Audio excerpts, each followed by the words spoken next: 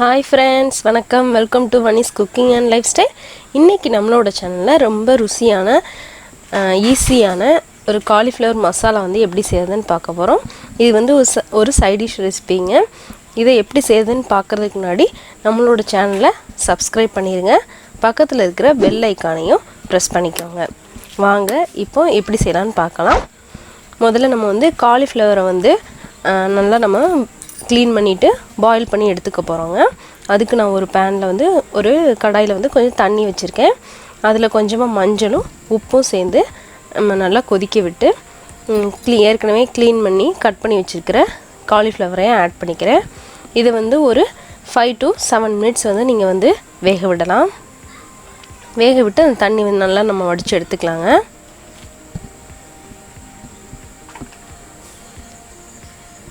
இந்த மாதிரி நம்ம வேக வச்சு தனியாக வச்சாச்சு. இப்போ நம்ம கிரேவி ரெடி பண்ண போகிறோம். அதுக்கு முதல்ல நம்ம வந்து ஒரு பேஸ்ட் ரெடி பண்ணணும். அதுக்கு பாலும் முந்திரி பருப்பும் சேர்ந்து அரைக்க போகிறோங்க. அதுக்காக முதல்ல முந்திரி பருப்பை பாலில் கொஞ்சம் நேரம் ஊற வச்சுருங்க.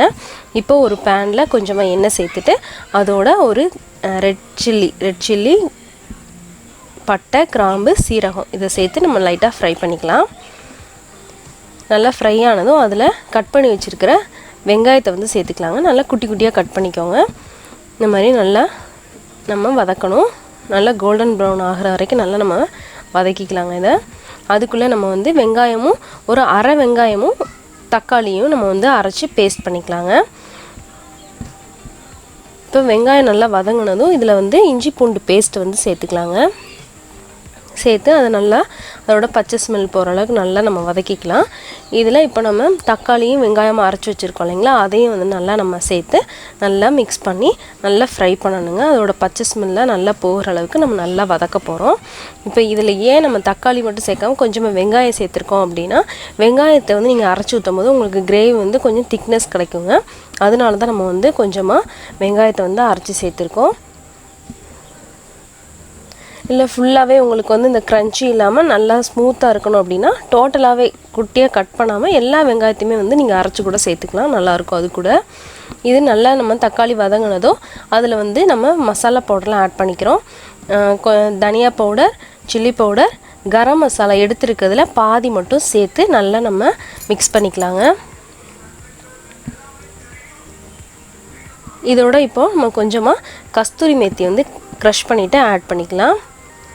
ரொம்ப சூப்பரான ஃப்ளேவர் கொடுக்குங்க உங்களுக்கு. இது வந்து சேர்த்து நம்ம நல்லா அதையும் சேர்த்து நல்லா மிக்ஸ் பண்ணிக்கலாம். நல்லா மிக்ஸ் பண்ணிவிட்டு இதில் வந்து நம்ம இப்போ வேக வச்சு எடுத்து வச்சுருக்கோம் இல்லைங்களா காலிஃப்ளவர், அதையும் வந்து ஆட் பண்ணிக்கலாம். ஆட் பண்ணி நல்லா மசாலா வந்து நல்லா காலிஃப்ளவரோட பிளெண்ட் ஆகிற மாதிரி நல்லா மிக்ஸ் பண்ணிக்கோங்க.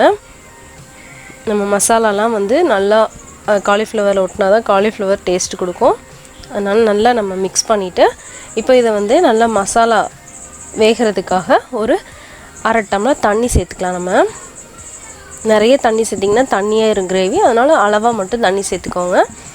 நல்லா உங்களுக்கு தண்ணி சேர்த்துட்டு நல்லா ஒரு கழுவிட்டு அதை ஒரு 5 to 8 minutes வந்து நம்ம நல்லா வேக வச்சுக்கலாம். இப்போ இதில் மசாலாவுக்கு தேவையான உப்பு வந்து சேர்த்துருக்கேங்க. நம்ம காலிஃப்ளவருக்கு வந்து ஏற்கனவே உப்பு சேர்த்தாச்சு.